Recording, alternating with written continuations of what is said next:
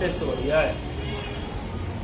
किसका? तुम्हारा कुत्ता हमारा मर गया कब का? है 8 महीने हो गए। बफादार था, नहीं था तो कुत्ता बस काट लेता था यार। ओ कर दिया था करना मैं छेड़ के। भाई साहब मेरा कुत्ता था ऐसा, ले उसे अगर जान से नहीं मार देते मतलब नहीं था, मेरे मुंह पर मार दे। मार देगा तो फिर उधर क्या मारना है? नहीं समझे मेरी बात। इनका कुत्ता पता कैसा था, खाली ऐसे करते म्याऊं। भाई ऊपर चढ़ जाता था, एक बारी मेरी टांग बच की काट लेता।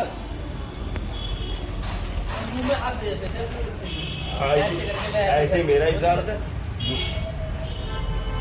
हल्का सा भी काट मतलब ही नहीं मतलब